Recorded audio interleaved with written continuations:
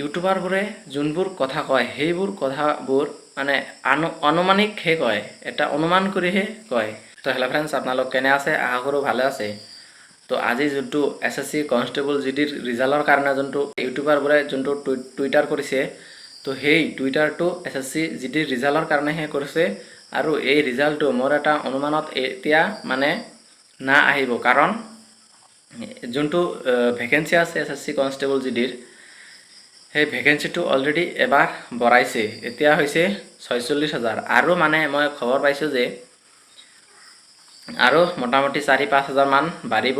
আৰু যদি এইটো ভেকেঞ্চিটো বাঢ়ি যায় এইটো ভেকেঞ্চিত, তো মোৰ এটা অনুমানত এইটো ভেকেঞ্চিটো যদি বাঢ়ি যায় তেতিয়াহ'লে ৰিজাল্টটো এতিয়া নাহে। আৰু যদি ভেকেঞ্চিটো নাবাঢ়ে তেতিয়াহ'লে ৰিজাল্টটো আহি যাব মোৰ এটা অনুমানত। আৰু আপোনালোকক মনত এটা ডাউট হ'ব পাৰে যে ইউটিউবাৰবোৰে কয় কিন্তু এইবোৰ মানে সঠিক নহয়। কোনো ইউটিউবাৰবোৰেই ডাইৰেক্ট 100% ক'ব নোৱাৰে যে এইটো মানে ৰিজাল্টটো অমুক তাৰিখত কিবা অমুক দিনত আহিব।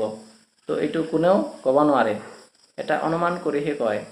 আৰু আপোনালোকক মই কৈ আছোঁ যে যেই ইউটিউবাৰবোৰে কয় যে মই 100% কৰি কওঁ, 100% কৰি কওঁ, এইটো মানে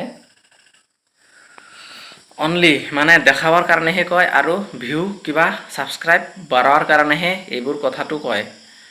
এইবোৰ কথাত আপোনালোকে মনোযোগ নিদি আপোনালোকৰ যোনবোৰ ইউটিউবাৰবোৰে মানে অলপ ভাল লাগে সেই ইউটিউবাৰবোৰৰ যোনটো ভিডিঅ' আছে সেই ভিডিঅ'টো আপোনালোকে চাব পাৰে।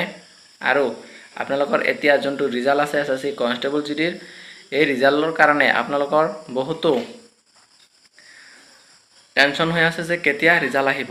তো ময়ো এজন SSC কনষ্টেবলৰে মানে ষ্টুডেণ্ট, মোৰো এনেকুৱা হৈ আছে যে যোনটো ভিডিঅ' আহে SSC কনষ্টেবল ৰিজাল্টৰ ৰিলেটেড সেইটো মই আগতে চাই লওঁ। আৰু এতিয়া এনেকুৱা টাইম আহে যে এইটো নাচাওঁ, এতিয়া নাচাওঁ, এইগিলা চালে মানে গণ্ডগোল হয়। তো সেনেকুৱা যদি মানে মনোভাৱ আহে তেতিয়াহ'লে মই নাচাওঁ। আপোনালোকেও মানে মোৰ এটা অনুমানত এনেকাই কৰিব লাগে যে আপোনালোকে মানে চুজ কৰি ল'ব লাগে যে কোনটো ইউটিউবাৰৰ ভিডিঅ' মই চাম। তো ময়ো চুজ কৰি লৈছোঁ, মই ছাবস্ক্ৰাইব কৰা আছে কোনটো ইউটিউবৰ ভিডিঅ' চাওঁ মই। আৰু আপোনালোকৰ যোনটো 2025ৰ যোনটো নটিচ আছে অনলাইন এপ্লাই হ'ব, তাৰ কাৰণে এতিয়ালৈকেও প্ৰিপেয়াৰেশ্যন কৰা নাই, তো আপোনালোকে আৰম্ভ কৰি দিয়ক।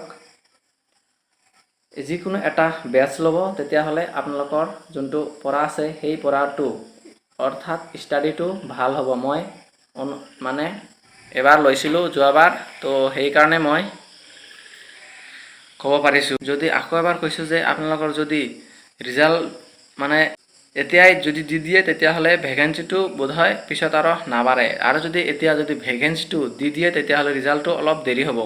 তথাপিও কি হয়, টুইটাৰ কেম্পেইন কৰা হৈছে, এতিয়ালৈকে অপেক্ষা কৰিম টুইটাৰ কেম্পেইনৰ বাবে কি আহে ৰিজাল্ট। আৰু আপোনালোকৰ যোনটো এটা নটিচ ভাইৰেল হৈ আছিল যে ITBৰ তৰফৰ পৰা যোনটো নটিচ আছে ইমিডিয়েটলি ৰিজাল্ট দিব লাগে, তো সেই ৰিজাল্টটো মোৰ এটা অনুমান অৰিজিনালেই হ'ব, কাৰণ তাতে ছিগনেচাৰবোৰো আছে। আৰু মোৰ এটা অনুমান এতিয়া ৰিজাল্টটো অতি সোনকালে দিব। তো আজিলৈ ইমানে। আৰু আপোনালোকৰ যদি কিবা সুধিব লগা থাকে তেওঁ সুধিব পাৰে কমেণ্ট বক্সত। তো জয় হিন্দ, জয় ভাৰত।